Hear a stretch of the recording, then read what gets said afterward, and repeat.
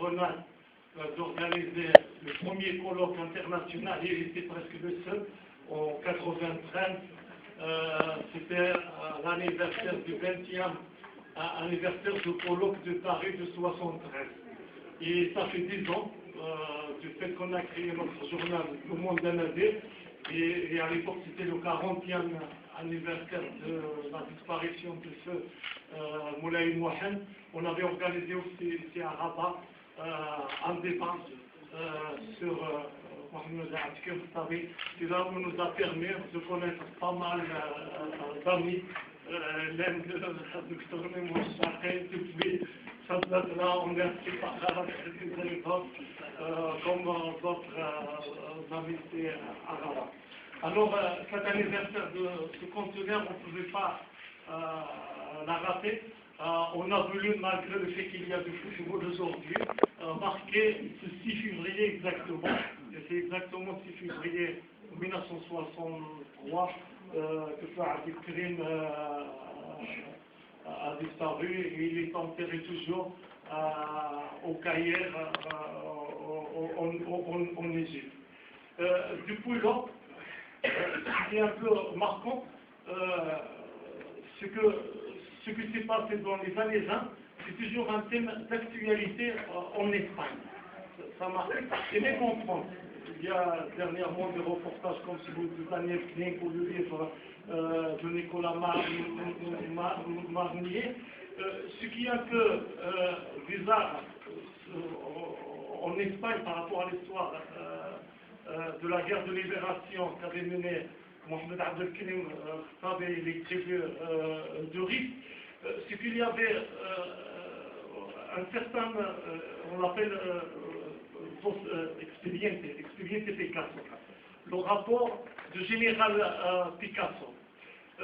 Ce rapport, il a été vraiment mis sous silence jusqu'à quelques années seulement, où il est apparu. Et c'était le rapport qui est à l'origine, c'est très important de le connaître, à l'origine du coup d'État de Primo de Rivera en Espagne. Ça veut dire, ce qui se passe ici, il avait des répercussions directes sur la péninsule ibérique et au-delà. Pour ne pas m'étendre beaucoup, je vais juste vous lire une lettre que je viens d'écrire, dirigée au président François Hollande. Ce qui se passe actuellement avec le Touareg, en quelque sorte, ça rentre un peu dans ce Français interagissent là-bas, et je vais vous dire un paragraphe rapide, extrait de cette lettre.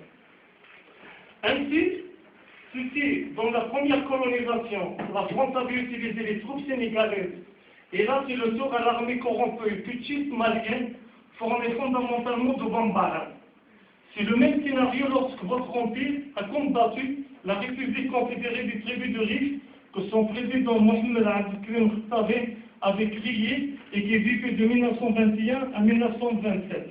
De 1924 à 1926, la France avait mobilisé une armée plus importante que celle de la Deuxième Guerre mondiale. Une armée dirigée par plus de 40 généraux, dont le maréchal Pétain, et plus de 700 de déclenchement de la Deuxième Guerre mondiale en Europe. C'est un peu l'introduction. J'espère que dans le débat, et avec des interventions de nos grands chercheurs ici assis, on aura largement de quoi en discuter.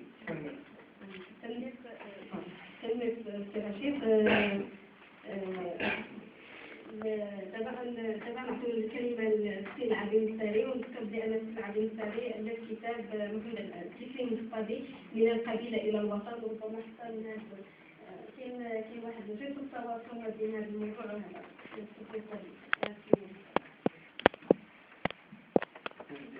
أنا سأختصر في هذه الورقة التي كتبت لهذه الدروة الجديدة على موضوع واحد، هو البحث في كيفية إنشاء نقل الفكر السياسي المغربي من مستوى القبيلة إلى أفق الوطن. هذا هو البحث الذي خصصت له كتابا، وسأختصر الكلام كثيرا لأركز على هذا الموضوع. وقبل ذلك لا بد أن أشكر جريمتنا أن أقرأها منذ ميلادها وتنقصني بعض الأعداد أطالب بها، لأنني أريد أن أجمع هذه المجموعة لأهديها إلى مكتبة الخلق التفسير. اسم محمد بن عبد الكريم الخطابي برز في العقد الثاني من القرن العشرين كزعيم انفرد بخاصية من بين سائر رجالة عصره، كما تفوق بتلك الخاصية على أسلافه، وهي قدرته على قيادة جماهير فقيرة من بيئة قروية صحيحة الموارد، وذلك بأسلوب لم يسبق له مثيل في تاريخنا. بواسطته تمكن الخطابي من تحقيق انتصارات عسكرية ظاهرة وبناء تجربة سياسية راقية، وهذا هو موضوع محمد بن عبد الكريم الخطابي. اسم انتشر في الآفاق وبسرعة إلى عما صداه العالم بأجمعه، وذلك لأنه حقق انتصارا عسكريا ظاهرا ما زال إلى اليوم يمثل حدثا عسكريا يدرس في الأكاديميات المختصرة، واستمر بنفس الأسلوب يحقق النصر وراء النصر طيلة ما لا يقل عن 5 سنوات على طول الواجهة المتوسطة للمغرب المفتوحة على أوروبا والعالم. غير أن ما أود أن أتطرق إليه هنا هو التأمل في التجربة الفريدة التي قادها الزعيم بن عبد الكريم في بناء وحدة وطنية وتعبئة الجماهير من أجل أهداف واضحة في ذهن القائد وواضحة في ذهن الجماهير. أعني عمل يؤول من أجل إقناع مكونات قبلية متفتتة ومتنافرة، عمله الدؤوب من أجل إقناع هذه المكونات بواسطة بيداغوجيا سياسية متأنية حتى أقنعها بأن تقلع عن تنافرها وتفتتها وأن تتوحد في عمل مشترك. والجدير بالذكر أن تلك التجربة دامت نجحت لمدة أكثر من 5 سنوات. لنرجع إلى العقد الثاني من القرن العشرين، حيث بسائر أنحاء المغرب المتدهور الذي سقط في شرك الحماية والتقسيم كانت عبارة عن بنيات صغيرة متطاحنة، حتى أنه لم يكن ممكنا بالكاد عقد السوق الأسبوعي دون أن ينتهي بلعلعة الرصاص بسبب قضايا الطاقة فيما بين العائلات. كان الجيش الأسباني لا يزال متربصا في ليبيا يتحين الفرص للانقضاض على المناطق المجاورة التي وضعت اسميا تحت الحماية الإسبانية، وأمكن للريفيين أن يتركوه مجمدا حيث هو في ليبيا لمدة تزيد عن 9 سنوات بعد انتقام الحماية. وحينما أحس الخطابي يعني الإسبان أحسنوا الخطط للانقضاض على مخارج ليبيا، بدأ بدوره يعد المواقع الدفاعية لصد الأسبانيين حينما يتحركون. فكان أول ما فكر فيه هو عقد حلف بين بني وزيرا وقبيلة سامية، وكانت العملية شاقة. وحتى في السنة الأولى كادت تنضم إلى التحالف قبائل مارا، ولكن دسائس مراقب قطر ومناورات الطرقيين من أتباع القاوة الذين كانوا يتحركون بأمره أفشلت ذلك التحالف بين الغميرة والرياضة إلى حين ذلك أن بكري تمكن من إقامة هذا الجيش. وفي نهاية الأمر أمكن توسيع التحالف الجهادي فأصبح يضم كل الريف الشرقي وغمار. تنادى الناس في أجدير إلى الاحتفال بكيفية خارقة للعادة بذلك الحدث الاستثنائي، وقرروا إخراج سرج مطرد القلب كان محفوظا في المخزن ليضعوه على طرف الأمير قائلين: متى يحق لنا الاحتفال بنصر إذا لم يكن هو الدخول إلى الشام؟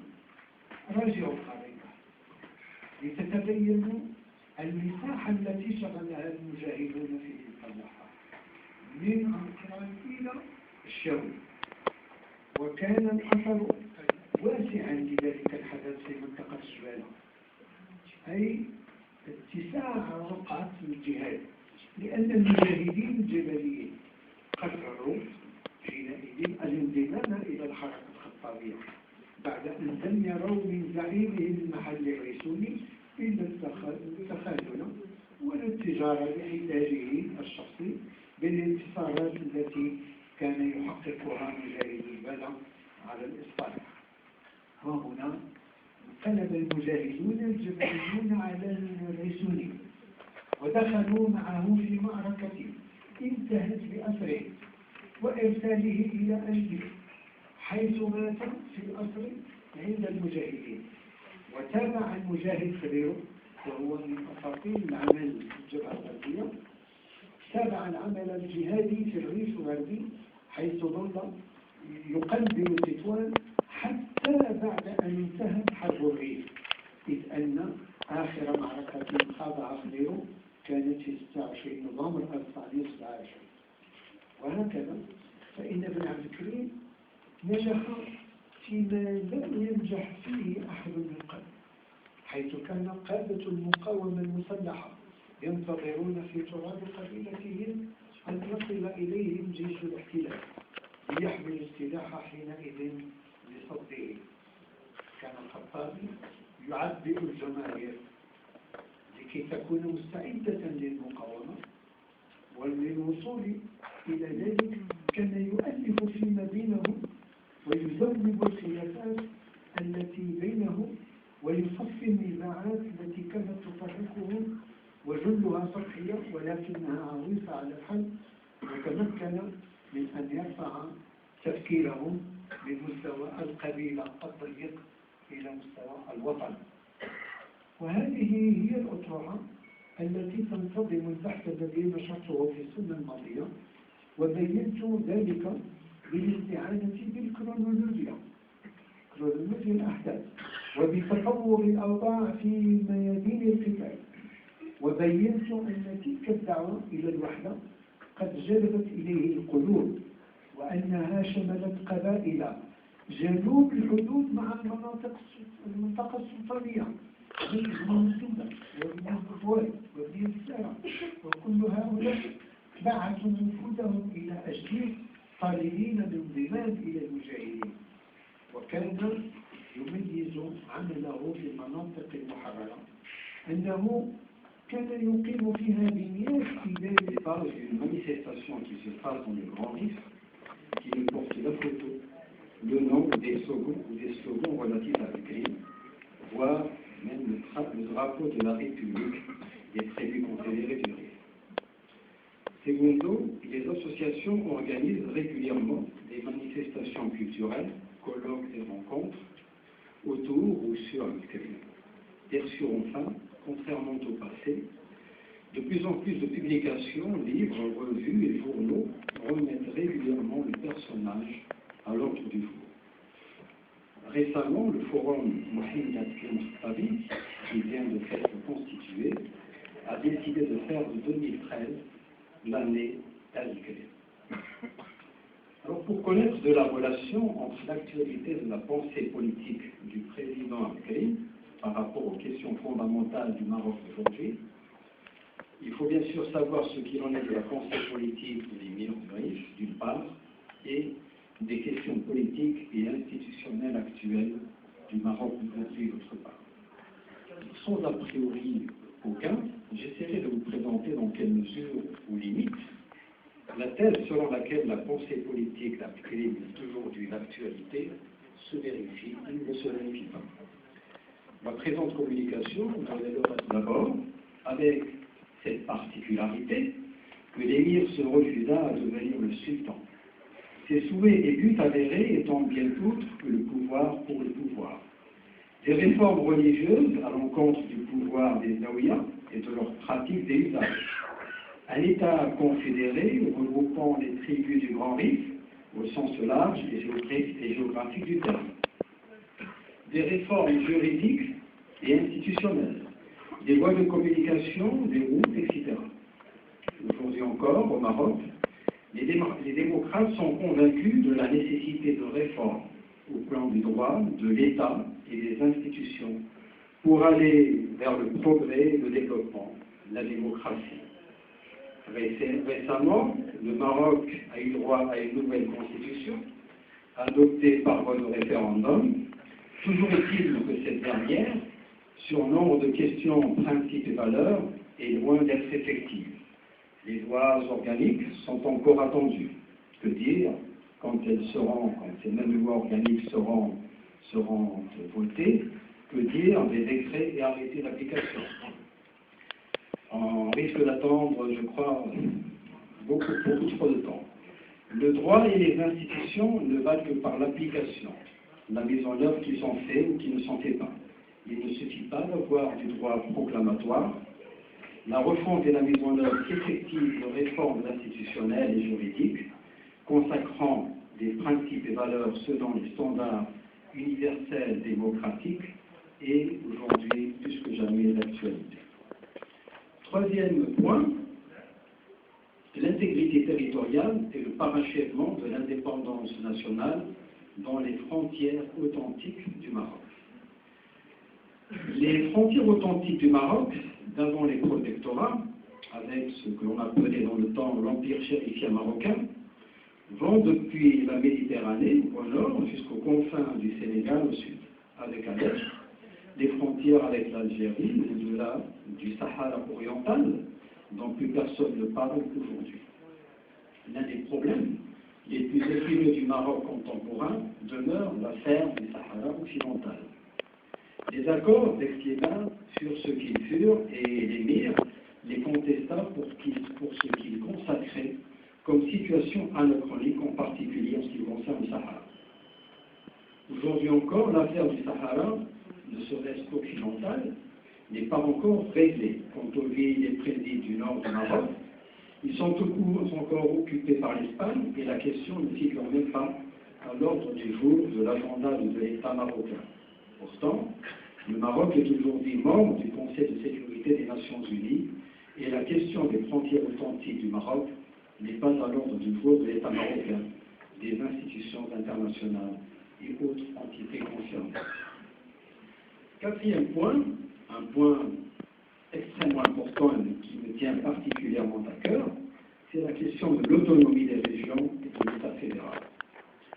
L'autonomie du RIF fait partie des questions abordées ici et là de façon plus ou moins claire à travers des notions telles que la régionalisation avancée, etc. La plus haute autorité du pays au Maroc et son prédécesseur avant lui ont eu l'occasion d'exprimer en plusieurs reprises dans leurs discours respectifs une vision pour le développement du Maroc dans le cadre d'une politique de régionalisation, notamment en orientant vers le modèle zélandais pour Hassan II ou vers une forme de régionalisation basée sur l'histoire du Maroc pour Mohamed VI.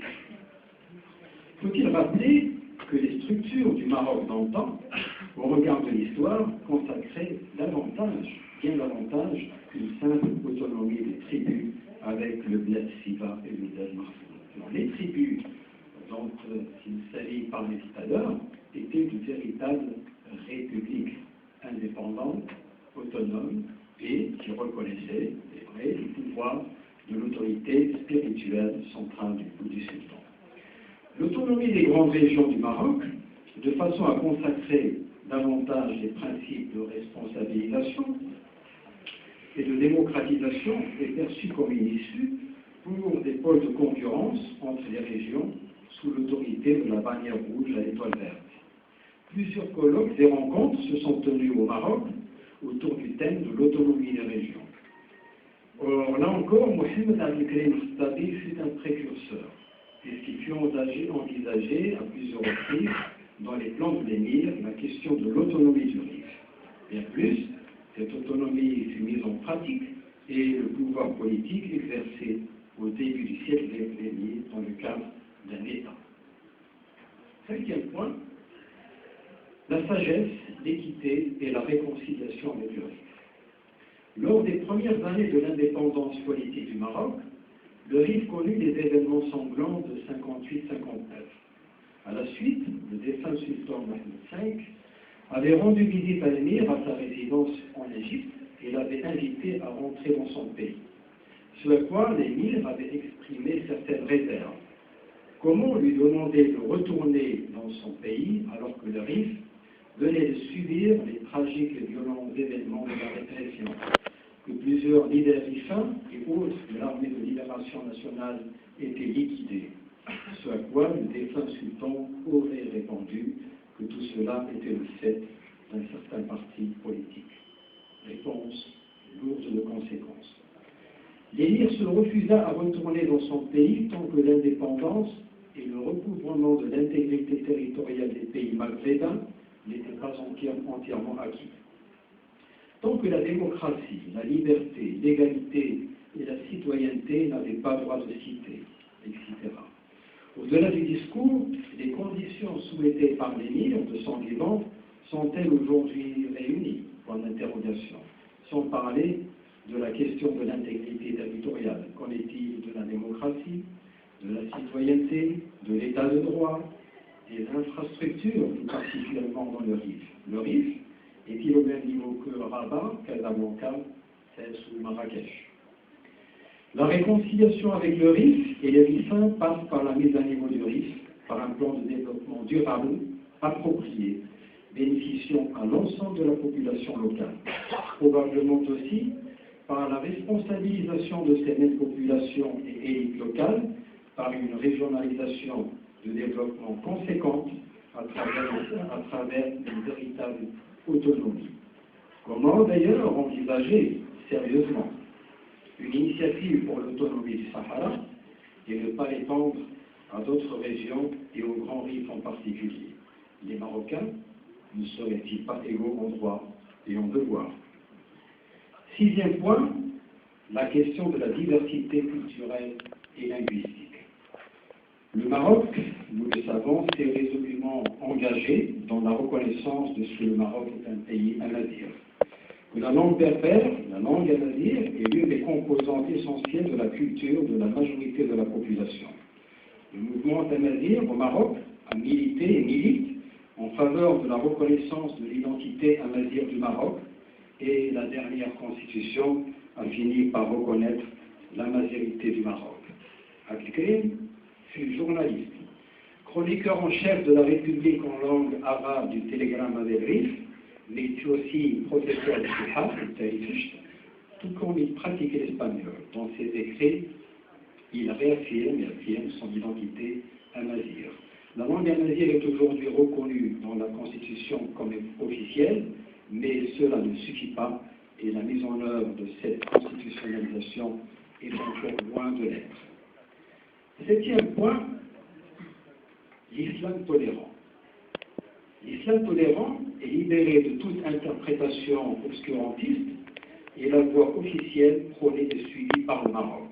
Là encore, l'émir fut un précurseur. Ses plus fervents adversaires furent les religieux des Zaouïas ou marabouts qui, de façon égoïste, défendaient leurs privilèges et intérêts. Abdelkrim ne mena pas une guerre sainte contre les agresseurs espagnols et français, mais une guerre de libération pour la dignité, la liberté et l'égalité. Loin d'être une guerre de religion, la guerre du Rif fut une guerre contre l'agression, l'occupation et l'oppression d'un peuple libre et avide de son indépendance, avec des lancers chimiques de destruction massive. Cette question se retrouve aujourd'hui faisant l'actualité suite aux actions menées par la société civile, dont le groupe de recherche sur la guerre chimique contre le risque.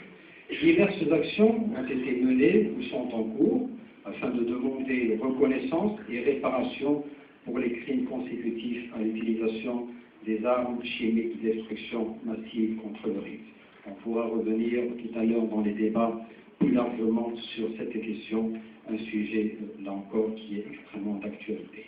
Voilà, ce sont les quelques différentes hypothèses introductives de travail et de débat que je vous propose à la discussion en vous remerciant vivement pour votre attention. Merci. شكرا دكتور ميمون شرقي. بالفعل في البداية تلاحظ بأن عبد الكريم محمد عبد الكريم المختاري عنده فكر متقدم بعد نظر، ولكن السؤال اللي كان ربما زاد يطرح واش المغرب استفاد من هذا الفكر هذا، واش المغرب استطاع يجاوب على هذه الأسئلة ديال الفكر المتقدم ديال محمد عبد الكريم المختاري. المداخلة الثالثة ديال الأستاذ رشيد الشوتي، باحث بجامعة محمد الحامي السوسي، مؤلف كتاب إسبانيا والروح الشريف محمد أمكيان. مرحبا سي الشوتي.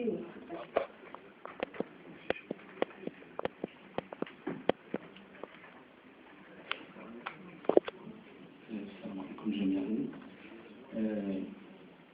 حقيقة سأنطلق من حيث انتهى الأستاذ الكريم على أساس أنه أول سؤال يتبادر إلى الذهن بالنسبة للشباب، بالنسبة للمغاربة الآخرين الذين لا يعرفون مشكلة الاستعمار الإسباني، ولماذا لم تستمر هذه التجربة؟ ربما هذا هو السؤال، وسيكون الجواب ربما من خلال قراءة مجموعة من هذه الوثائق والأرشيفات التي في الحقيقة حصلنا عليها من خلال دور الأرشيف الموجود في قصر فانسان دي باريس دائما، وزارة الحربية، وحتى وزارة الخارجية الفرنسية دائما، يعني بالكي دورسي. وستلاحظون بجمع هذه الوثائق يكون ربما كما قال الأستاذ يعني اكتملت الصورة الآن أننا لدينا ملف يمكن أن نستند إليه في الدفاع عن هذه المشكلة التي لا زالت تؤلف المغاربة بصفة عامة ومغاربة الشمال بصفة خاصة. استحضر بأن السنة الماضية كان مجموعة من البرلمانيين قد أثاروا هذه القضية، واعتقدنا بأن المغاربة سيمنحون منحى جديد في علاقتهم بالآخر في المطالبة بحقوق المغاربة، لكن بكل تواضع أو بكل فهمنا بأن لم تكن تلك إلا عملية من عملية النفاق السياسي الذي بطبعا كان على هؤلاء العاصمة أجدير من حقق حصول طبعا معاقد أنوال الشهيرة، ثم منطقة العاوي، وهذه النقاط بالإضافة إلى الغرب فهي نقاط حساسة عند الإسفار. الوثيقة الأولى التي أنطلق منها هي عبارة عن تقرير استخباراتي سري بطبيعة الحال قام به دائما الفرنسيون الذين كانوا بطبيعة الحال يوجسون خيفة من الإسبان بطبيعة الحال وعلاقتهم، فكان لابد بأن المكاتب تقوم بتغطية استخباراتية. وهذا التقرير الأولي هو بعنوان Les Allemands et les bateaux allemands en Libye. يقول طبعا بصورة سنسير يعود إلى مسؤولين ألمان، أما عماله فهم إسبان وأهالي. ومرة في الشهر يحكي التقرير كيف تأتي باخرة ألمانيا لتمويل مصنع بالمواد الكيماوية، وخلال الرحلة الأخيرة كان من بين الركاب مهندسون ألمان، غير أن قليل منهم من استقروا. ثم ينتهي التقرير بالحديث عن هذه الشركة الألمانية التي تفد إلى ليبيا، طبعا بذكر اسمها هي ريدري روتشلين هينسل، ومكانها هو هامبورغ، وكيف أن بواخرها الكثيرة التي كانت تحوج إلى ميناء ميليليا لتزويد الإسبان بغاز الخردل طرح البوافع ديال طلال وهانس وأورشمان وميسل وصار. الوثيقة الثانية بطبيعة الحال وبعنوان غاز أسفيكسيون يؤكد مخبر هذه الوثيقة أن للإسبان أيضا مصنع للغاز بمنطقة فيليكس وقرطاجنة وأن هذا المصنع يقوم بتصنيع هذا الغاز على مستوى عال وأن ستكون له نتائج مهمة، وبالتالي يحكي كيف أن هذا الاستثمار في الغازات الكيماوية هو باتفاق بين الجنرال بريمو دي ريفيرا الذي قام بالانقلاب على الملك ألفونسو الثالث عشر وبين إدارة ألمانيا بطبيعة من الدرجة العليا. ثم ينتهي المخبر بأن حينما سئل عن لماذا الذي يمكن أن يكون لهذا الاكتشاف على حرب الإسبان على المغرب يجيب بأنه يتم استعماله الآن وعلى الأرجح في قطاعات معينة